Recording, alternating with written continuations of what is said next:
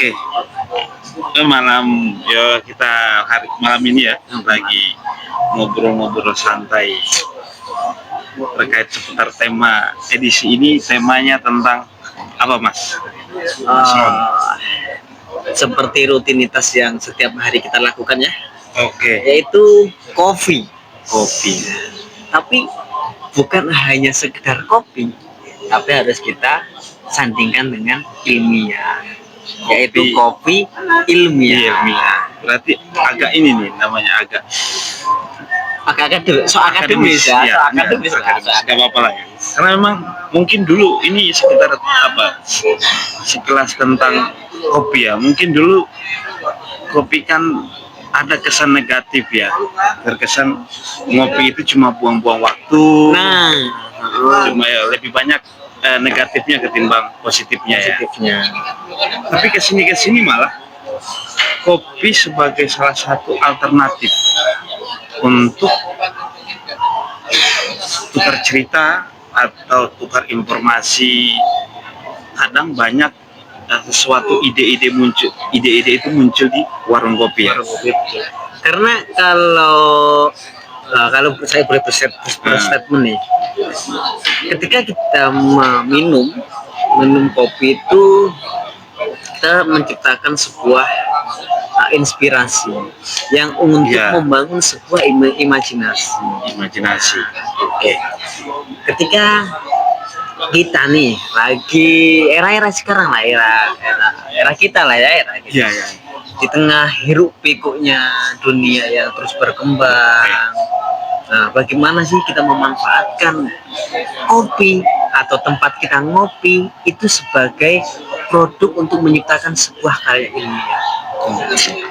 Cuma memang kadang di warung kopi juga orang yang datang juga ngopi itu kan beda-beda niatnya ya, atau kegiatannya di warung kopi. Ada yang memang datang di warung kopi untuk menemui temannya atau janjian tentang kerjaan dan sebagainya. Tapi memang ada yang menjadikan warung kopi itu sebagai sarana meditasi. Kalau orang sekarang itu bilang apa ya? Healing ya. Kalau Gen Z bilang itu healing. Tapi memang kesini ya, ngopi itu menjadi satu rutinitas, malah lagi rutinitas, kewajiban. Udah menjadi hukumnya, udah menjadi wajib. Gimana? Baik, itu kayak apa ya? Kalau dihukumi wajib itu kan bagi orang yang pecinta kopi. Oke. Tapi orang yang notabene-nya itu lebih suka jahe lah, suka susu, ya itu mungkin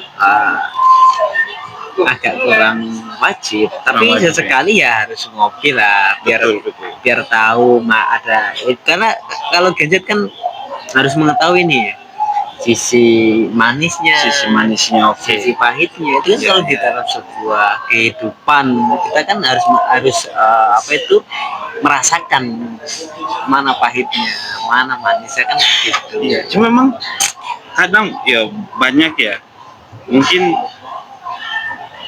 ada yang ke warung kopi tapi nggak pesan kopi. Ya tadi kayak ada yang suka dengan dia mungkin nggak mencari kopinya, tapi mencari suasananya, sensasinya. Kalau saya pribadi, saya kalau ditanya, kamu kok tempat favoritmu di mana? Ya, tempat favoritku ya di warung kopi, yaitu di Blandongan.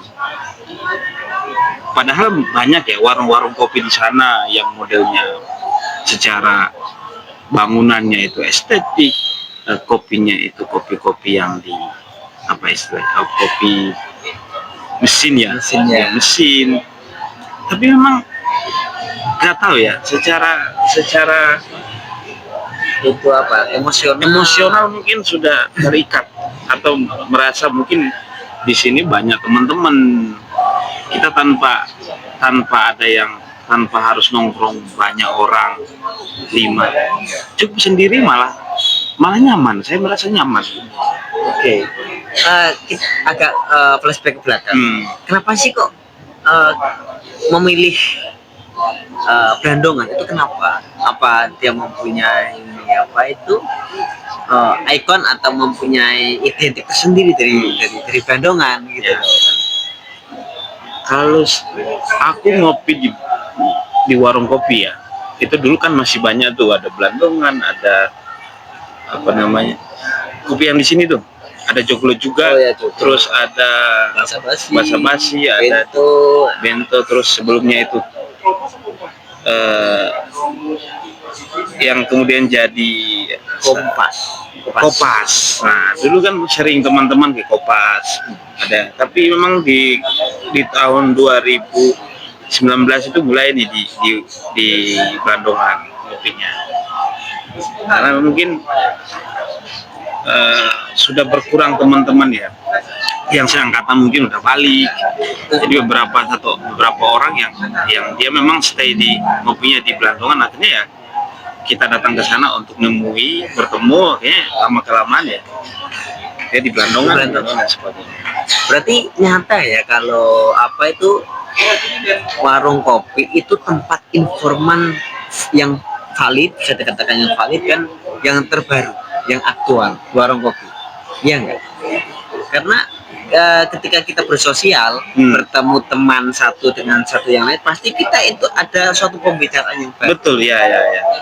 Kalau sebelum ini, kalau flashback ya, itu malah sebelum COVID. Sebelum COVID itu ada ya di tongkrongan ya. Kalau di mahasiswa mungkin ada beberapa mahasiswa teman-teman yang itu memang ketika ngopi itu akan membahas atau menyajikan satu informasi, baik itu terkait tentang tulisannya atau terkait tentang bacaan atau ada ide-ide baru, tulisan-tulisan atau gagasan yang dia kembangkan dari hasil bacaannya, kemudian dia lempar ke temannya untuk bisa dijadikan satu diskusi. Dan memang ini menurutku ya, memang sangat perbedaan itu sangat jauh sekali sebelum dan setelah COVID itu.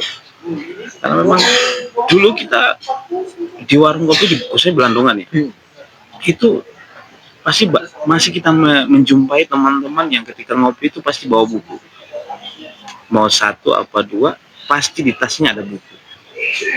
Itu selalu ada di beberapa meja, itu akan selalu membahas soal filsafat, soal tentang politik, soal tentang sosial dan sebagainya. Itu masih kita menjumpai hal semacam itu. Iya, kayak semacam sekarang itu ada sedikit terkikis ya. Betul. Memang ada transisi ya, perubahan yang sangat drastis sekali. Itu yang mungkin menjadi apa itu kajian kita malam ini, untuk bagaimana sih kita menciptakan lagi warung kopi itu sebagai ilmiah, bukan hanya pada kita di warung kopi itu hanya ngegame terus apalagi judul itu kan, tapi bagaimana kita memanfaatkan waktu dengan menikmati kopi dan menciptakan ilmiah bukan hanya terkait tulisan dan sebagainya, tapi ilmiahnya bisa terkait literasi, bacaan, ngobrol dengan teman, mendiskusikan isu-isu yang terbaru. Nah itu kan mulai terkikis ya. Betul. Itu kita mengalami apa yang Mas Asron bilang ini, itu setelah COVID. Iya. Mulai kita merasakan dengan tadi terkait ini ya. Sorry, tadi HP-nya mati. Ya, jadi kita lanjut lagi tadi soal apa tadi? COVID ya. Setelah perubahan setelah COVID. Menurunnya literasi, menurunnya karya yang pas waktu setelah COVID itu kan memang kita mengalami sebuah transformasi baru. Penyesuaian ya. Masih di era sekarang kita masih mengalami penyesuaian, karena seakan-akan kita itu masih belum siap. Sebenarnya belum siap dalam artian itu memanfaatkan sebuah teknologi digital. Nah, Padahal memang ketika kita mengetahui peluang itu sebenarnya juga ada tantangan. Nah tantangannya itu kita masih belum bisa beradaptasi sendiri untuk memanfaatkan teknologi, sehingga kita maunya itu secara instan semua. Secara instan. Berarti Iya. ketika memang agak ini seperti kaget ya. Iya, kaget. Penyesuaian Penyesuaian butuh waktu ya. Memang itu lebih ketidaksiapan eh, eh, ketidaksiapan dalam hal apa itu? Ketidaksiapan itu sebenarnya dari sumber SDM-nya belum siap. Karena ya kalau mungkin kalau kita ngomong terkait apalah ya sekarang yang diisu-isukan itu kan era 4.0, era 5.0 lah. Tapi untuk di Indonesia sendiri itu masih belum mengetahui indikator pencapaian 4.0 itu apa. Kalau kita ngomong di negara lain, contoh Jepang, Finlandia itu jelas kan indikatornya semua sudah memanfaatkan teknologi, tapi kita hanya dipermainkan oleh teknologi. Maka adanya ngobrol dengan teman satu sama lain itu kan untuk menginformasi satu sama lain. Salah satu contoh misalnya waktu kuliah, ini waktu transisi waktu kita, itu adalah penggunaan Zoom. Iya. Di era kita itu kita lebih pada secara langsung atau apa bahasanya, lebih ke ya kita prakteknya langsung, nggak bersifat sosial media atau media. Kita berinteraksi secara langsung, bertemu dengan teman face to face lah secara langsung. Jadi secara ikatan emosional itu kebangun. Berbeda dengan ketika pas COVID itu, saya di periode saya itu saya mengalami dua transisi itu. Transisi di mana satu semester itu intens bertatap muka, tapi kemudian di 2019 ya itu berubah total ketika ada COVID, mulai lockdown dan sebagainya. Transisi yang kebiasaan yang secara langsung kemudian dialihkan menjadi virtual, itu membuat penyesuaian sangat luar biasa, sangat berbeda sekali. Dan saya harus, mohon maaf, saya cuti saat itu, cuti kuliah, karena bagi saya ngapain? Karena saya mengalami dua transisi itu, transisi yang secara langsung dan kemudian transisi yang virtual. Secara mungkin tadi yang Mas Asron bilang bahwa ketidaksiapan saya sendiri untuk merespon perubahan itu. Iya, karena kan penyesuaian daripada teknologi itu kan agak lama ya kalau kita mau menyesuaikan itu, karena semuanya sudah sudah diperlakukan oleh mesin semua. Sedangkan kita yang notabene itu offline. Jarang pakai mesin, langsung tiba-tiba harus pakai mesin, macet. Nah secara emosional itu kan kita harus penyesuaian gitu loh. Betul sekali. Nah emosional itu berkelanjutan dengan intelektual juga. Kalau kedua-keduanya tidak siap, nah mau gimana? Sehingga kita mengalami itu penurunan yang sangat signifikan sekali. Oke, kembali lagi tadi soal Mas Asron bilang tentang sumber daya kita yang kurang, terus arus informasi sosial media yang begitu cepat, itu berdampak pada ini mau mati nih. Oke, lanjut. Soal tadi dengan arus informasi media sosial yang begitu cepat, kemudian kita lambat untuk merespon. Untuk melihat kembali ke sekarang adalah ini menyangkut tentang mungkin tentang literasi ya. Ya, Terkait literasi yang kemunduran, mungkin bisa entah apa ya, kemunduran atau kemajuan, tapi kita nggak tahu ya. Tadi yang cerita kita di awal bahwa sebelum COVID kita selalu intens untuk ada obrolan-obrolan di warung kopi. So, kita lanjut tadi ya soal terkait dengan arus informasi yang cepat, kemudian kita tidak mampu merespon itu ya di awal-awal ya. Iya. Nah, sekarang kita mencoba untuk mulai terbiasa dengan sosial media, terus kalau arus informasi yang begitu cepat, untuk masuk ke dalam persoalan tentang literasi. Untuk menurut Mas Asron ini sebagai seorang yang berkecimpung yang di baik itu secara tulisan, suka menulis ilmiah dan sebagainya, itu merespon dengan alur informasi yang begitu cepat, dengan melihat kebiasaan-kebiasaan yang sebelum dan sesudah itu seperti apa, Mas? Ketika kita melihat adanya isu atau kebijakan terbaru, itu memang kita harus betul memahami, menganalisis. Nah, ketika kita mohon maaf kurang mampu untuk memahami dan menganalisis, maka nanti yang terjadi hanya satu paradoks. Sehingga nanti hanya menciptakan satu perspektif saja.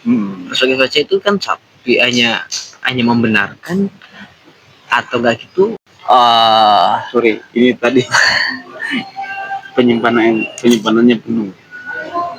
Memandang isu-isu arus informasi. Kemudian tadi terkait dengan Gen Z ya, yang memang ada, menurutku memang sangat berbeda sekali ya respon kita, kemudian respon Gen Z ya. Iya, karena itu tadi belum bisa membedakan atau belum bisa menelaah dan memahami satu informasi untuk pengembangan, sebenarnya itu pengembangan intelektual maupun pengembangan emosional. Lebih ke terhadap informasi ya. Itu harus ditekankan pada suatu, karena kan seorang penulis itu kan bisa dikatakan merangsang sang pembaca, gitu kan. Seakan-akan kita itu ke bawah ke dalam pemikiran sang penulis, sehingga kita mengetahui ide pokok daripada sang penulis tersebut. Tapi kalau kita tidak bisa menelaah, tidak bisa memahami, maka hanya cenderung pada satu objek. Ya, tapi kalau kita mempunyai perspektif yang lain, kita bisa mensintesiskan, bisa mengantisipasikan. Nah, kan gitu sebenarnya. Tapi ya itu harus adanya literasi yang kuat, itu banyaknya mungkin membaca situasi pengalaman, bagaimana kita menghadapi suatu isu atau problem. Nah, kan berawal dari situ. Bukan hanya memandang satu objek dengan satu perspektif, itu yang nantinya menjadikan sebuah dogma. Dogma lahir dari satu perspektif aja. Padahal banyak perspektif. Mau kita pakai kacamata apa kan? Ya. Nah, itu mungkin yang jarang ya, yang dipahami era sekarang. Perspektif itu ya. Kadang kita cuma membenturkan satu perspektif tadi yang dikatakan Mas Asron tadi, bahwa orang cuma menggunakan satu perspektif aja untuk melihat secara umum, padahal dari sudut pandang sebelah kiri atau sebelah kanan itu mempunyai karakter sendiri. Kadang kita dibenturkan untuk selalu dengan satu perspektif aja. Iya, karena kan kita itu dipelihara, tapi tidak untuk dikembangkan. Akhirnya kan seperti itu. Ya. Seperti itu. Terkesan gagah ya. Tapi nggak berkembang gitu loh. Itu kan penting. Oke, kita kembali lagi soal obrolan tentang warung kopi ya. Tadi kan kita pengantarnya terkait kebiasaan sebelum di era era sebelum COVID dan sesudah COVID ya. Kita cenderung lebih ke secara langsung atau konteks lebih ke offline ya. Nah, dengan melihat kondisi sekarang ini Mas, dengan yang serba tadi kita kembali lagi terkait arus informasi, kemudian warung kopi tidak lagi menjadi sarana diskusi, tapi malah menjadi satu tempat untuk sekedar pembuangan waktu, have fun aja gitu. Yang tadi ada main game, ada judo dan sebagainya, tapi di sisi lain juga ada yang diskusi. Itu mungkin yang diskusi ya berkaitan dengan urusan dia terkait tentang skripsinya atau tentang tesis dan tekanannya. Tapi lebih secara umum kita menjumpai dua teman-teman yang lebih kepada bahasa kasarnya buang-buang waktu, betul, dengan main game terus judo dan sebagainya. Itu kan memang akhirnya memunculkan pertanyaan, kira-kira itu termasuk positif apa negatif? Oke, jadi mencoba saya memakai perspektif dari, boleh saya memakai perspektif ala Islam ya, monggo Mas. Ini bagaimana Mas? Ini kan bincang-bincang soal di warung kopi lah ya, kita ngobrol santai aja. Kalau saya pakai perspektif pandangan Islam, itu kan dalam surat Al-Asr itu kan wal asri, demi masa. Dalam artian demi masa itu gunakan waktu. Innal insana lafi khusr. Ya. Sebaik-baiknya manusia itu yang memanfaatkan waktunya untuk apa? Yaitu untuk belajar. Belajar tidak harus untuk di lingkungan baik akademisi kan gitu. Belajar di dalam ruang terbuka, yaitu contoh ya yang kita lakukan sekarang itu kan ini termasuk sebuah belajar. Nah, ketika katakanlah ada teman, ada orang yang berangkat, niatnya berangkat ke warung kopi, terus kemudian itu hanya ngegame. Bukannya ngegame online itu merusak, tapi enggak. Tapi kalau yang berlebihan itu kan kurang baik kan gitu. Yang berlebihan kan kurang sesuatu yang berlebihan itu pasti tidak baik kan gitu. Nah, paradigma itu harus dirubah. Awal mula dirubahnya itu gini, bahwa ke tempat warung kopi itu untuk satu mencari informasi terlebih dahulu, bukan hanya membuang waktu. Kan sayang kan udah berangkat dari tempat yang katakanlah ada membuang biaya juga kan. Kita kesini ya naik motor kan butuh bensin dan sebagainya, belum lagi pesan dan sebagainya. Itu mungkin para kerangkanya itu perlu dirubah sedikit gitu kan. Kalau di warung kopi kalau bisa kita itu memanfaatkan betul waktu luang kita itu untuk menciptakan sebuah kemanfaatan, paling nggak harus untuk diri sendiri. Satu, membaca informasi, baca koran, kayak baca diakses, memanfaatkan digital Google sebagainya kan, itu meskipun hanya 1 menit 2 menit kan sudah ada kemanfaatan daripada diri kita sendiri kan gitu. Jadi sebaik-baiknya manusia itu orang yang memanfaatkan waktu sebaiknya. Memang ini agak sedikit agak bertolak belakang terkait dengan kebiasaan, dengan kita menyebutnya informasi yang begitu cepat, tapi tadi yang Mas Asron bilang bahwa mengalami stagnan, pemanfaatan waktu dari segi aktivitas hanya digunakan untuk game dan slow. Artinya ya yang terjadi ya itu aja dalam siklusnya. Jadi datang ke warung kopi cuma sekedar game, hahaha, main slot, habis itu ya sampai pagi pulang. tanpa ada satu perubahan yang signifikan, misalnya dari tadi kayak tukar penukar informasi yang sebagainya. Kayak aku menjumpai beberapa teman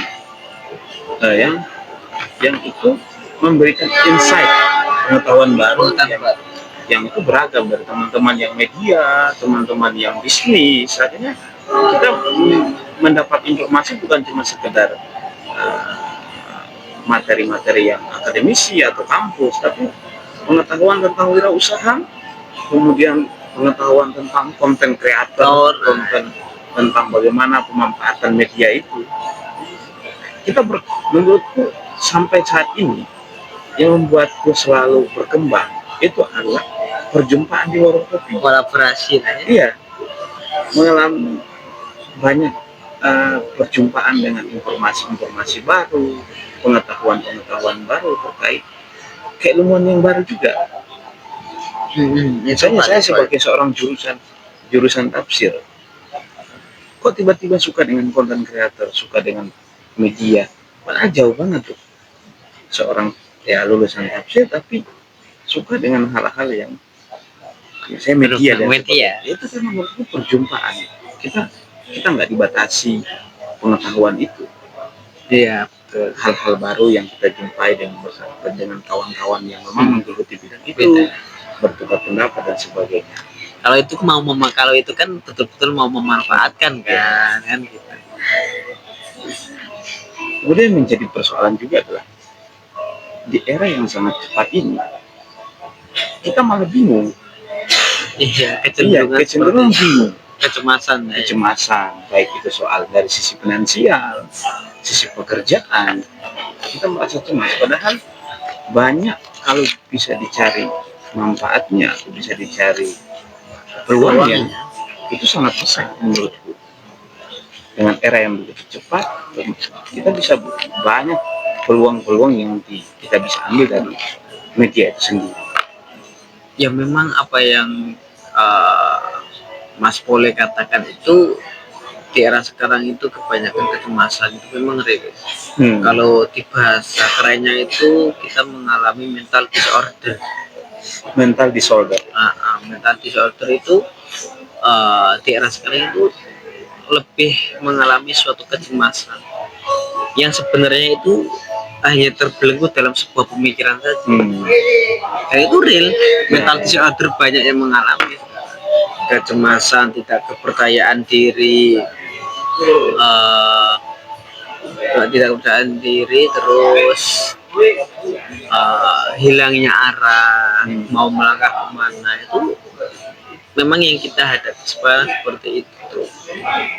Bahkan ada tuh sebuah penelitian terkait mental disorder itu, khususnya Indonesia itu 50 lebih yang terkait mengalami mental disorder. Apalagi di generasi kita ya, milenial ya, itu kan sangat, di era sekarang itu sangat soal pekerjaan misalnya, banyak pekerjaan baru yang itu bertolak belakang sebenarnya dengan jurusan yang digeluti ya, yang ditekuni. Dan itu menyebabkan dilema juga. Iya, karena kita dipaksakan, artinya semacam dalam tanda kutip ada pemaksaan untuk mau tidak mau kamu harus menekuni itu, harus belajar itu misalnya. Ruang lingkup semakin kecil, pendidikan yang kita geluti itu tidak memberikan peluang. Itu memang dilema. Iya, itu sangat dilema sekali. Bahwa tapi ada juga yang mengatakan bahwa output dari seorang pendidikan itu bukan pada tahap pekerjaan. Nah, itu kan. Tapi realitasnya kita dituntut untuk bekerja. Antara ideologis sama praktis itu nggak sinkron. Nah, seharusnya itu kan harus ada kesinambungan antara ideologis dari sebuah pengetahuan yang teman-teman itu bergeluti, Kemudian harus ada pengarahan daripada prakteknya, yang dinamakan adalah hard skill dan soft skill. Tapi di era sekarang juga itu kan kita dituntut untuk itu, tetapi itu mohon maaf, laboratorium di dalam kampus juga masih minim. Nah itu memang banyak sekali ya terkait permasalahan yang kita hadapi sekarang gitu. Ini kompleks ya, jadi kita dituntut tapi secara prakteknya itu jauh banget. Kita itu dipelihara tapi tidak dikembangkan. Itu mungkin yang menjadi satu ini juga mungkin disclaimer aja, atau mungkin sekedar keresahan. Ya, jadi seakan-akan ya kuliah hanya sebatas kuliah gitu. Nah, itu juga yang menjadi perbincangan atau obrolan dengan teman-teman yang terasa juga soal ini masalah terkait dengan lapangan pekerjaan. Kita lulus tapi tidak ada jaminan. Ibaratnya seperti ya segala resiko tanggung ya penumpang yang menanggungnya. Iya. Itu juga menjadi kritikan bagi kampus ya. Jadi kita hanya dilepas begitu aja seperti yang tadi Mas Aslam bilang. Kita tidak diberikan jaminan. Iya, jadi kita ya kuliah hanya sebatas kuliah. Jadi yang harus dikembangkan adalah soft skill. Skillnya itu yang harus dikembangkan. Nah, sehingga ya itu ketika skill dikembangkan tidak selaras dengan apa yang dipelajari. Jurusan filsafat bekerja di jurusan di admin media atau jualan gitu. Bukan berarti pekerjaan itu nggak mulia, tapi tidak sinkron yang dia geluti. Iya, itu juga yang menjadi akhirnya kita mengalami tidak bisa mengimplementasikan apa yang sudah kita pelajari. Itu menjadi dilema sekali. Apalagi ya setara S2 misalnya. S2 itu mengalami di tahap yang bimbang. Ya, posisi S2 itu di tahap yang bimbang. Mau naik juga ragu, mau turun juga ya. Karena secara hitung-hitungannya S2 ya udah banyak ya. Mungkin di tahun 10 tahun lalu mungkin orang untuk masuk S2 itu masih bisa dihitung. Tapi ketika masuk di 2004, 2018, 2020-an itu sudah mulai menjamur begitu aja. Dan S2 ya seperti S1. Dan memang dia menjadi menjadi PR itu ya. Ini juga aku juga belum bisa menjawab kira-kira ya PR kita saat ini sebagai penyintas ya, bisa dikatakan penyintas yang sudah melewati itu seperti apa Mas? Itu kan kalau di dalam pengajaran atau tingkat S2 itu kan sebenarnya sudah harus melewati kasus atau pengalaman. Nah, ketika sudah mengalami pengalaman di dalam perkuliahan S2 itu pengembangan. Kan itu pengalaman kan pasti ada kasus-kasus yang harus dientaskan atau diselesaikan kan. Nah, untuk menuju S2 itu pengembangan dari kasus-kasus yang sudah dilalui itu, dari kerangka berpikirnya, emosional itu sudah ditata semua. Nah, untuk memanfaatkan peluang bagi teman-teman yang sudah jenjang magister ini, kita harus dituntut untuk mengembangkan skill. Apa sih passion? Itu akhirnya menjadi jawaban juga. Sampai di titik ini akhirnya yang mau tidak mau ya kita semacam mencari jati diri. Passionmu kemana sih? Passionmu apa sih? Itu yang harus digali terus. Itu yang harus digali. Ini juga nyambung dengan obrolan juga dengan teman-teman. Misalnya kita ternyata kita di era kita itu kita tidak memiliki mentor. Ya. Untuk tahap pencarian jati diri itu di awal kita itu tidak memiliki mentor, sehingga yang terjadi adalah kita bingung, kecemasan akan melahirkan kecemasan tadi itu, mental disorder. Karena memang dari awal tidak terbangun konstruk yang memang diatur bahwa kemampuanmu ini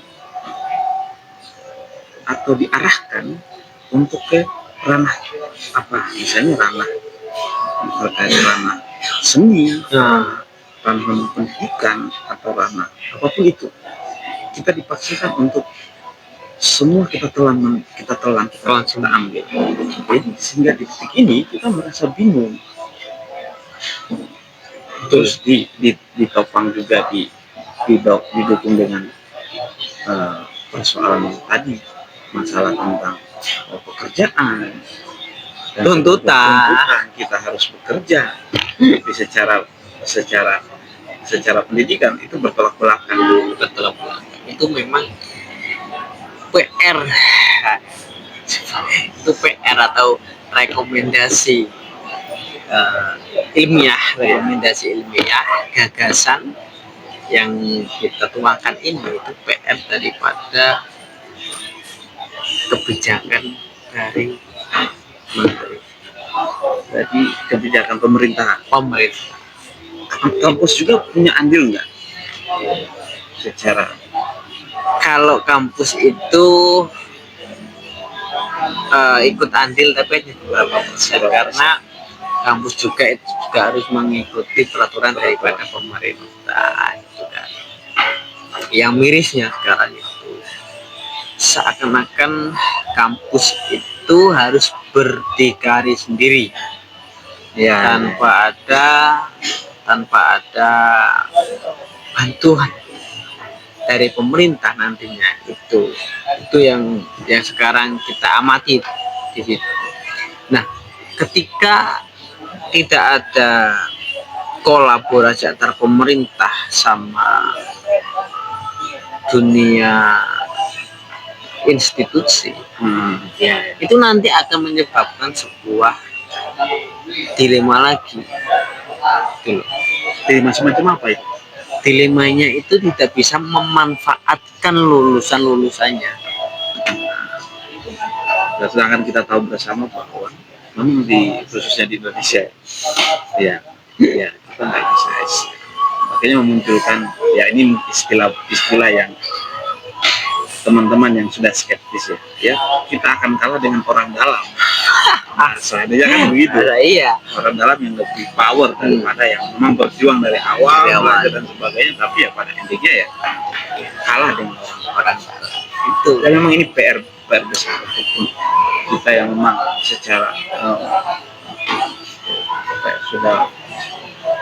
secara pekerjaan itu tidak jelas. Kasar-kasarnya begitu. Jurusan apa, kerja apa dan sebagainya. Mungkin ya banyak banget dari segi perubahannya, dan itu merupakan tantangan juga. Makanya kita harus memperkuat jaringan ataupun skill, dan itu pasti bertolak belakang dengan apa yang kita pelajari di kampus. Itu rilis, itu nyata itu.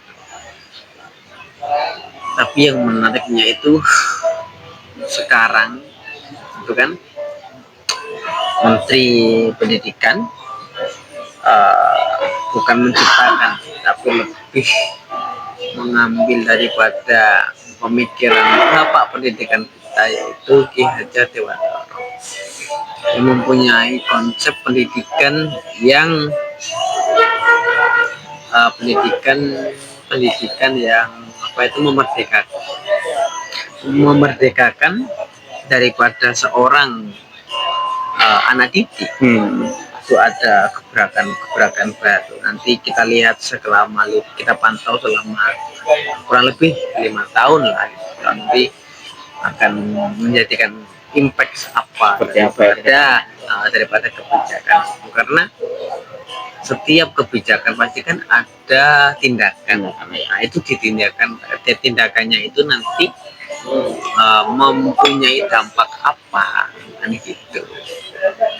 Oke, mungkin untuk statement atau kayaknya nggak usah ada kesimpulan. Nggak ada. Mungkin Kita nggak usah menyimpulkan. Jadi nanti kalau ada yang mungkin ada yang melihat mendengar itu mendengarkan mempunyai perspektif sendiri ya. Nah, bukan hanya karena nanti terpengaruh dari hasil pembicaraan kita kan. memang itu satu yang paling yang saya coba garis bawah adalah tentang keresahan yang tadi Betul. terkait tentang pekerjaan dan perubahan kebiasaan yang memang dulu kita secara langsung ya, perjumpaan secara langsung offline, bahasanya offline, kemudian masuk ke dunia online dan sebagainya, kemudian lapangan pekerjaan yang minim menuntut beberapa, termasuk aku untuk beralih ke pekerjaan yang mau tidak mau ya, karena tadi realita ya kita harus kerja dan sebagainya untuk bisa ngopi, bisa merokok dan sebagainya. Mungkin itu ya. Mungkin tadi yang sudah disampaikan Mas Asron, bahwa mungkin teman-teman di sana yang mungkin relate dengan apa yang kita obrolkan, keresahan-keresahan kita terkait tentang literasi, pendidikan, terus pekerjaan dan sebagainya, bisa di komen ya, atau bisa komen atau bisa di share ke teman-teman yang lain, mungkin bisa bermanfaat. Betul. Nanti kita lanjut di segmen selanjutnya. Kira-kira apa nanti segmen selanjutnya? Segmen selanjutnya itu memanfaatkan waktu. Oke. Jadi memanfaatkan bukan sekedar tadi yang kita obrolkan. Tidak ada lagi sekedar hanya ngopi, main game, main slot dan sebagainya, tapi ada ruang. Coba untuk membuka ruang ya, ruang diskusi dan sebagainya. Oke, itu aja statement dari saya. Badan yang sehat adalah investasi untuk masa depan. Oke, jadi sehat penting, makanya jogging.